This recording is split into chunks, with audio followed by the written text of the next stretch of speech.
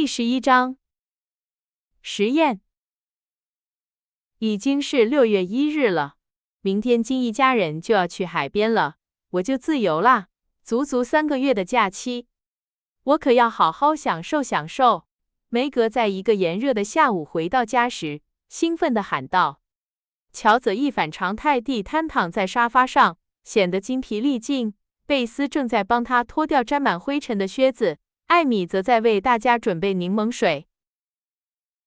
马奇姑妈今天总算走了，替我高兴吧？乔宣布道。我真怕她会叫我陪她一起去，要是她真开口了，我肯定没法拒绝。普拉姆菲尔德那地方简直跟墓地一样无趣，所以我宁愿省了这趟功夫。我们马不停蹄地准备，直到一切就绪。每次她跟我说话，我的心都砰砰直跳，因为我急于尽快把一切都弄妥当，表现的那叫一个温柔体贴、甜美可人。我甚至一度以为她会舍不得离开我呢。我一直提心吊胆，直到亲眼看见她上了马车，才松了一口气。可就在马车启动时，她从车窗探出头来，又差点没把我吓死。她问：约瑟芬，你能不能……我没听完后半句，就立刻转过身，拔腿就跑。我一口气跑到拐角，才感觉安全了。可怜的乔，他跑回家的时候，简直像丢了魂似的。贝斯像母亲一般疼爱地抱了抱姐姐的脚，说道：马奇姑妈可真是个蓝宝石，不是吗？艾米尝了一口柠檬水，带着评论家的口气说道。我想你是想说吸血鬼，不是说它是块宝石吧？算了，天太热，懒得跟你争论词语了。乔咕哝道。你们假期里打算做些什么呢？艾米小心翼翼地换了个话题。我要睡到日上三竿，然后什么也不做。梅格舒舒服服地窝在摇椅里回答。整个冬天我都在早起，把时间都花在为别人工作上了。现在我只想好好休息，尽情玩乐。哼，乔说，我可不打算把大好时光都用来打瞌睡。我弄到了一大堆书，天气好的时候，我就爬到我最喜欢的那棵苹果树上，一边晒太阳一边看书，或者跟老李一起去。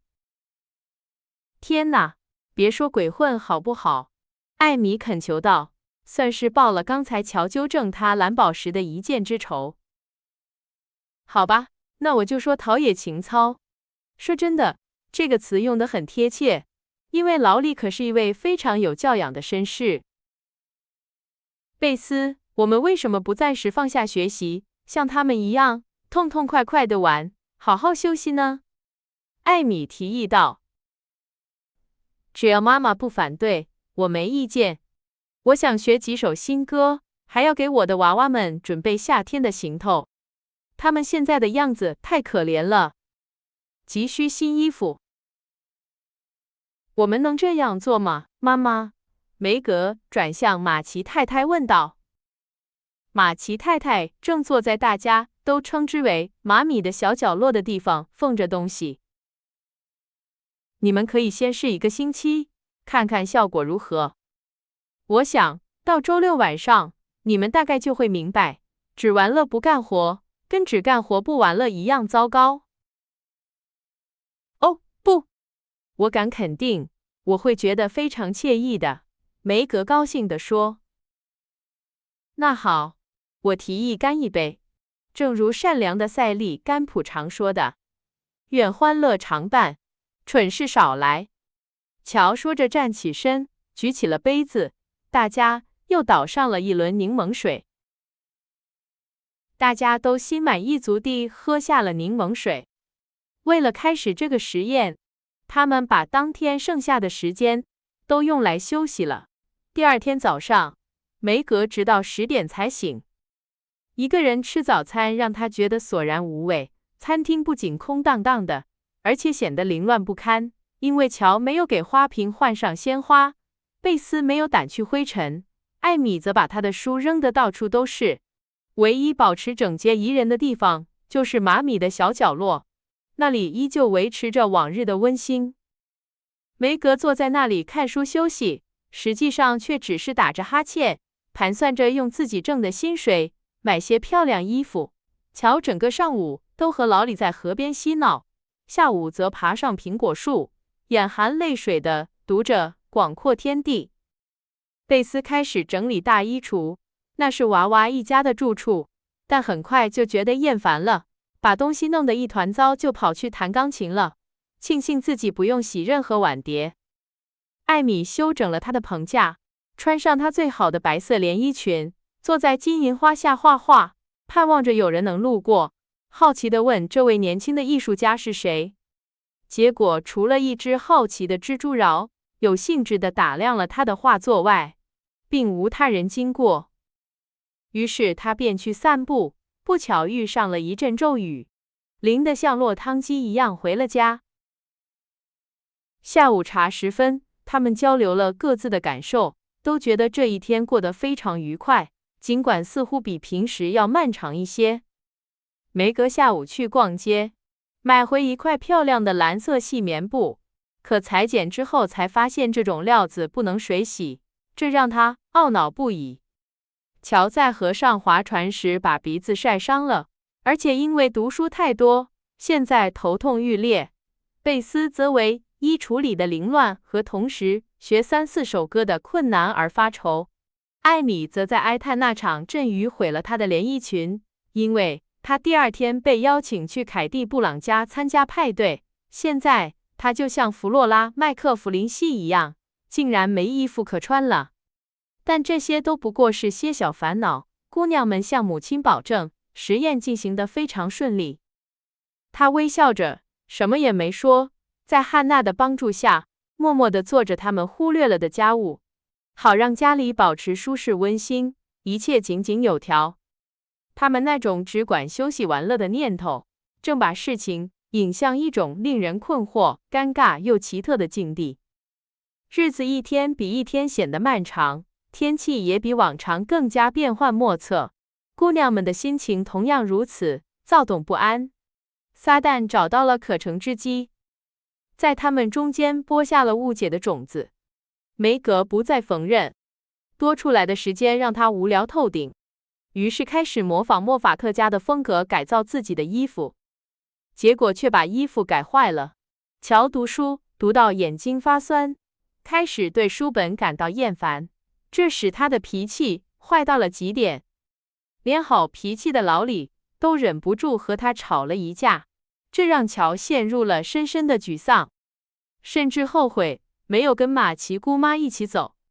贝斯的情况稍好一些，因为他时不时会忘记只玩不干活的信条，重新拾起一些日常的家务。然而，家里的气氛最终还是影响了他，他的平静不止一次被打乱，甚至有一天，他竟然使劲摇晃着自己心爱的娃娃乔安娜，还骂她是丑八怪。艾米的处境比谁都糟，因为她自身的消遣方式更少。当姐姐们都由着她自己，让她独自玩耍，照顾自己时，她发现原来自己那点矫揉造作是多么沉重的负担。她不喜欢娃娃，觉得童话故事太幼稚，而且即使再喜欢画画，也不可能画一整天，除非是精心策划的派对和野餐，否则她已提不起什么兴趣。要是我住在一间满是优秀伙伴的屋子里，或者能去旅行，那夏天该多棒啊！可待在家里，跟3个自私的姐姐在一起，真是太难熬了，简直是对我耐心的考验。这位用词不当小姐在几天的休闲散漫和百无聊赖之后抱怨道。谁也不愿承认自己已经厌倦了这个实验，但是到了周五晚上，大家都在心里暗暗松了口气，庆幸这一周总算快要结束了。马奇太太心情极好，决定把这个教训进行到底，给实验来一个恰当的收尾。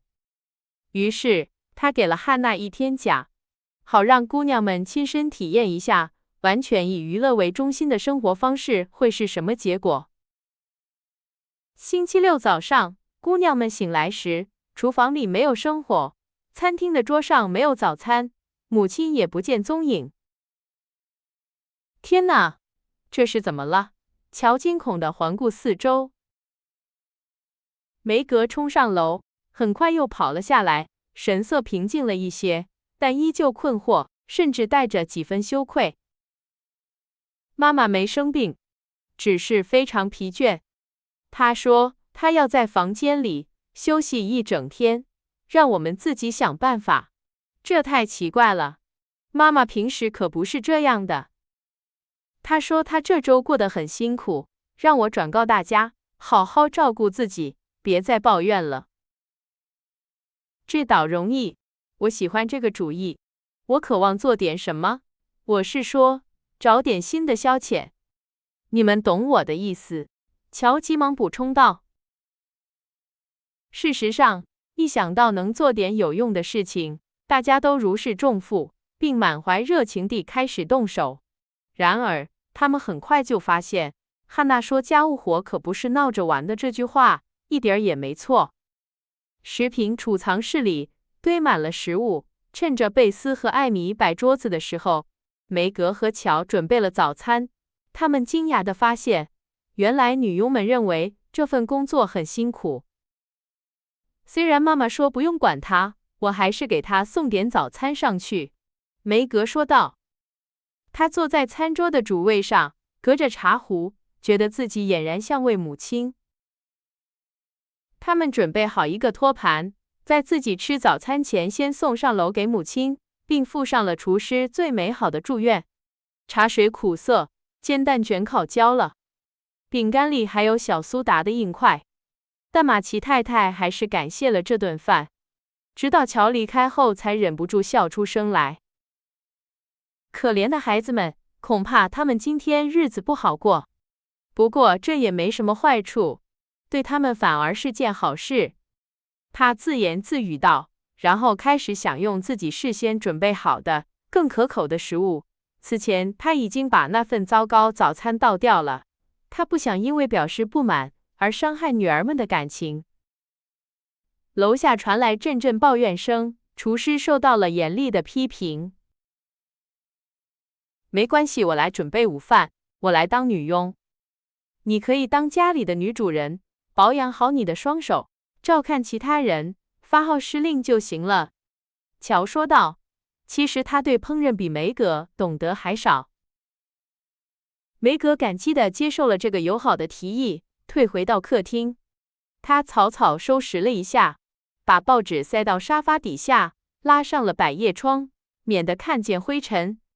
乔对自己的能力信心满满，又急于弥补之前争吵造成的不快，便在邮箱里留了张字条，邀请老李来吃午饭。你最好先看看能做什么吃的，再邀请别人。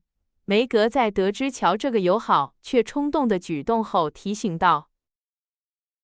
哦，我们有足够的咸牛肉和土豆，我再去买些芦笋和一只龙虾，像汉娜说的那样，奢侈一把。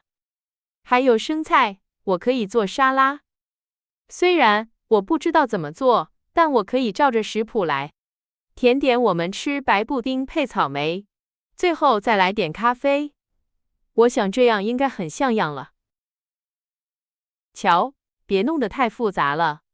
据我所知，除了姜饼和糖浆，你从来没做过什么能吃的东西。午饭的事，我可洗手不管了。既然你没和任何人商量，就决定邀请老李，我想由你来招待他才算公平。我只求你对他友善些，帮我做一下那个白布丁。要是我有什么不会的，你会帮我的，对吧？乔有些受伤地问道。当然会，不过我也懂得不多，只会做面包和一些零七八碎的小点心。而且，你买任何东西之前最好先问问妈妈。梅格谨慎地说。那还用说，我本来就打算这么做，我又不是傻瓜。乔说着便走了，对于姐姐怀疑他的能力感到有些生气。你需要什么就去买吧，别来烦我。我今天要出去吃饭，家里的事一点也顾不上了。马奇太太在乔找他说话时解释道：“家务活我可不喜欢，我决定今天给自己放一天假，看看书，写写东西，访访朋友，散散心。”看到一向忙碌的母亲悠闲地坐在摇椅上，这反常的景象让乔觉得仿佛发生了什么自然奇观。就算是发生了日食、地震或是火山爆发，他也不会感到如此惊讶。这一切真是太奇怪了。他一边下楼一边自言自语：“我听到贝斯在哭，这准是家里出什么事了的信号。要是艾米在欺负他，我非得好好教训他一顿不可。”他怒气冲冲地奔向客厅，发现贝斯正为他的小金丝雀皮普哭泣。皮普躺在鸟笼里，已经死了，双脚可怜地伸展着，仿佛在祈求那正是因为缺乏而导致他死亡的食物。都是我的错，我把他给忘了。他没有水，也没有食物。哦，皮普，皮普，我怎么能对你这么残忍？贝斯悲痛欲绝，把那可怜的小东西捧在手心，仿佛期盼它能复活。乔检查了一下他半闭的眼睛，用手指探了探他的心脏，发现他已经冰冷僵硬了，便摇了摇头，拿出自己的多米诺骨牌盒作为他的棺材，把它放进烤箱里，也许热气能让他活过来。艾米满怀希望地建议道：“我已经把他饿死了，现在我可不忍心再烤他。我要给他做一件小寿衣，然后把他埋葬。我再也不养鸟了。哦，我的皮普，我不配拥有它，我太坏了。”贝斯喃喃自语，他坐在地上，手里捧着那只小鸟。我们今天下午为他举行葬礼，大家都要参加。好了，贝蒂，别哭了，这很不幸，但这周一切都乱了套。皮普是这次实验最大的受害者。准备好寿衣，把它放进我的盒子里。午饭后，我们就给他办一个体面的葬礼。乔提议道，觉得自己俨然像个殡仪馆的承办人。趁着姐姐们安慰贝斯的时候，乔走向厨房，心里又乱又泄气。他围上一条大围裙，开始动手。刚把盘子堆起来准备清洗，他才想起炉火已经熄了。真是糟糕透顶，他低声抱怨着，打开炉门拨弄着灰烬。生好火，烧上水，他决定去趟市场。散步让他心情好了许多。他买了一只小龙虾，一些放久了的芦笋和2小盒不太熟的草莓。因为价钱便宜，他心满意足地回了家。他到家时，炉火正旺，汉娜之前发好的面团被梅格放在一边发酵，结果给忘了。梅格正在客厅里和萨利加德纳聊天，这时门开了，一个沾满面粉、脸颊通红、头发蓬乱的人影出现了，粗声粗气地问道：“告诉我，当面团从盆里溢出来的时候，是不是就表示已经发酵好了？”萨利忍不住笑了起来。梅格点了点头，尽可能地挑了挑眉毛，那个人影便立刻消失，毫不耽搁地把面团送去烤了。马奇太太四下里看了看，然后就出门了。临走前还安慰了一下贝斯。贝斯正为他的小金丝雀缝制寿衣，那只金丝雀静静地躺在多米诺骨牌盒里。看到母亲的灰色帽子消失在街角，姑娘们心中涌起一股莫名的失落感。几分钟后，当克罗克小姐不请自来地要留下吃午饭时，这种失落感变成了绝望。克罗克小姐是一位上了年纪的未婚女士，身材瘦削，面色蜡黄，长着鹰钩鼻，眼神锐利，什么都逃不过她的眼睛，而且对看到的一切都要说3道4。姑娘们都不喜欢她，但从小就被教导要对她友善，因为她贫穷、年老，而且朋友很少。于是，梅格把扶手椅让给了他，并尽力引开他的话题，而那位老妇人则不停地问这问那，对所有事情都加以批评，还搬弄着熟人的闲话。乔那天上午所经历的苦恼、周折和辛劳，真是难以用言语形容。尽管如此，午餐还是做得一塌糊涂。他不敢向别人请教，只能凭自己尽力而为。结果发现烹饪需要的远不只是精力和好意。他把芦笋煮了1个多小时，结果沮丧地发现芦笋尖煮得太烂，而根部却依然很硬。面包烤焦了，因为调制沙拉酱让他心烦意乱，把其他事情都抛在了脑后，最终沙拉酱也没能做好。那只龙虾对他来说是个红彤彤的谜团，但他敲敲打打，总算剥掉了壳，取出那少得可怜的肉，拌在大量生菜里端了上来，几乎看不见龙虾肉的影子。为了准备芦笋，他不得不匆匆忙忙地煮土豆，结果土豆也没煮熟，白布丁里满是疙瘩，而草莓则远没有看上去那么熟，因为水果贩把品相好的摆在上面，下面则用青色的草莓充数。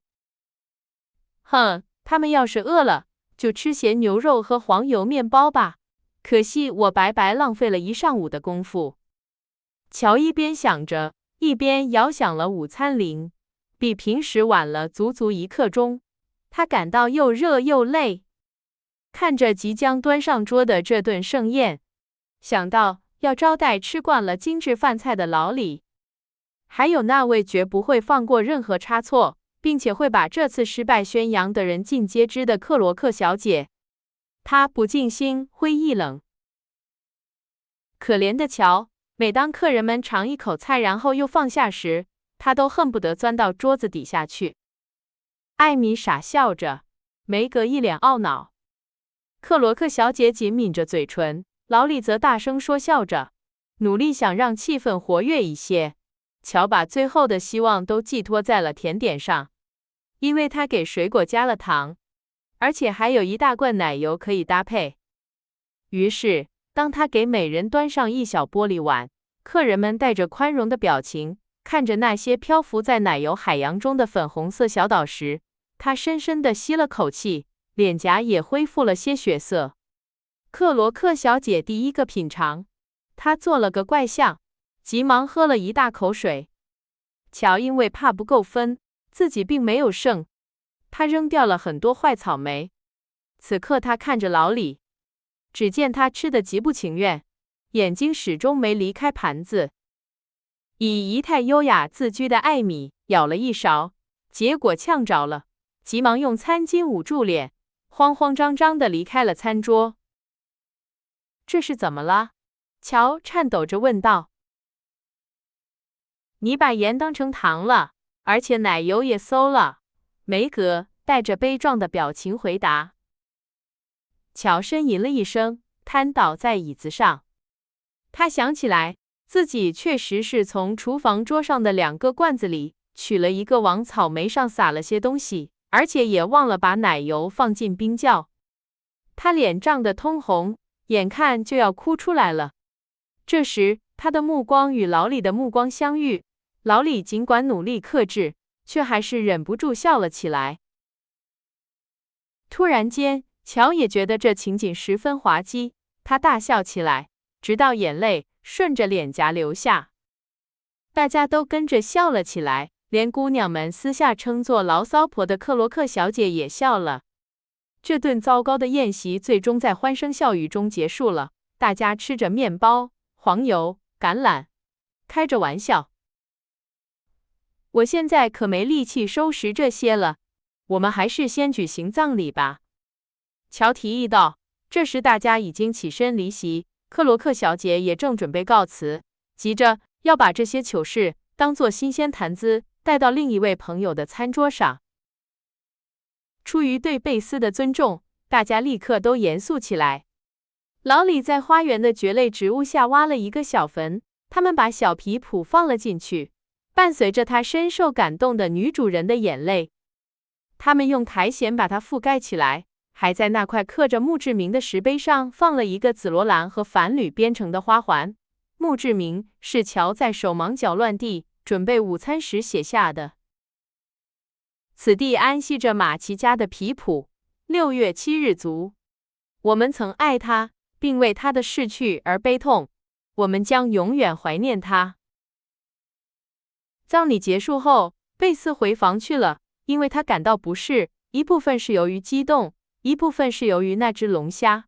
然而，他无法休息，因为床铺都还没整理，所以他只好通过抖松枕头和整理房间来缓解自己的不适。梅格帮乔收拾了餐桌，洗了碗碟。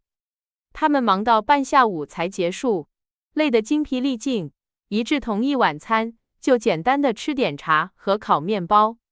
老李则带着艾米去坐马车兜风，好让他从酸奶油带来的坏心情中恢复过来。马奇太太傍晚时分才回到家，她发现3个大女儿都在忙着干活，只消看一眼，便明白这个实验至少在某种程度上是成功了。还没等主妇们歇口气，又来了几位访客，他们不得不手忙脚乱地打扮一番前去接待，结果自然又是一阵忙乱。接着又到了下午茶时间和外出办事的时间，还有几件不能再拖延的针线活等着他们去做。夜幕降临，带着露水的湿润和夜晚的宁静，年轻的姑娘们聚集在门廊上，身旁是盛开的6月玫瑰。她们唉声叹气地坐着，仿佛精疲力尽，又或是心怀不满。多么糟糕的一天啊！乔说道。他通常是第一个开口的。这一天过得比平时短，但却非常不愉快。梅格说。感觉这不像我们家了，艾米补充道。没有妈妈，也没有了皮普，一切都不一样了。贝斯叹了口气，悲伤地望着空荡荡的鸟笼。好啦，妈妈这不是回来了吗？而且，如果你愿意，明天就可以有另一只小鸟了，马奇太太说道。她是在他们说话的时候走过来的，此刻正坐在他们中间。她的假期似乎并没有比女儿们的好到哪里去。孩子们，你们对这个实验满意吗？还想再继续1个星期吗？他问道。贝斯依偎在他怀里，其他姑娘们则都把脸转向他，容光焕发，如同向日葵朝向太阳。我可不干了，乔斩钉截铁地喊道。我也不干了，其他几个人异口同声地说。那么你们是不是觉得还是应该承担一些责任，多为别人着想一些才更好呢？无所事事可没什么好处，乔摇着头评论道。我已经厌倦了浪费时间，我打算立刻做些有用的事情。那学习做几道简单的菜怎么样？这是一项有用的技能，每个女人都应该掌握。马奇太太说道。她回想起乔那顿午餐的细节，忍不住笑了起来。这些都是她在回家前遇到克罗克小姐时听说的。妈妈，您是故意让我们自己折腾，想看看我们到底能应付成什么样，是吗？梅格惊呼道。她一整天都在琢磨这件事。是的，亲爱的，我想让你们明白，每个人的舒适在多大程度上取决于家里每个人都恪尽职守。当汉娜和我做着你们的工作时，一切都还算顺利，尽管你们看起来并不怎么快乐，态度也不是很友善。所以，我想你们需要一个小小的教训，看看当每个人都只顾自己的时候，会发生什么。难道你们不觉得帮助别人每天都有应尽的义务，从而在闲暇时光到来时能更充分享受，并且努力把家打理得温馨美好？这样更令人愉快吗？是的，妈妈，是的，他们齐声喊道。那么，我劝你们重新担起你们那些小小的担子吧。虽然他们有时看起来很重，但对你们是有益的，而且随着你们学会如何承担，它们也会变得越来越轻。工作是非常有益身心的，而且人人都有事可做。它能让我们远离无聊和胡闹，有益于身心健康，并且赋予人一种力量感和独立感，这是金钱或时尚都无法给予的。我们会像蜜蜂一样勤劳，妈妈，而且我们会心甘情愿地去做。您会看到的。乔说，假期里我要学会烹饪，下次我组织的宴会一定会非常成功。我要为爸爸缝衬衫，不等您动手了，妈咪。我能做到，也愿意去做。尽管我不太喜欢缝纫，这总比修改和弄坏我那些本来就挺好的衣服强。梅格指出，我每天都会学习一会儿，少花些时间在音乐和娃娃身上。我太傻了，应该多学习，少玩耍。贝斯下定决心说。艾米也学着姐姐们的榜样，仿佛她打算做的是一件非常了不起的英雄事迹般，宣布道：“我要学会做扣眼，并且更加注意语法。”非常好。那么，我对这个实验很满意，我想没有必要再重复了，但也别走向另一个极端，像奴隶一样工作。每天安排几个小时工作，再安排几个小时休息和娱乐。要证明你们懂得时间的价值，并且知道如何恰当地运用它。这样，你们就能尽情享受青春年华，到年老时也不会有任何遗憾，并且会明白，即使贫穷，生活也能真正获得成功。我们会记住的，妈妈。他们确实这样做了。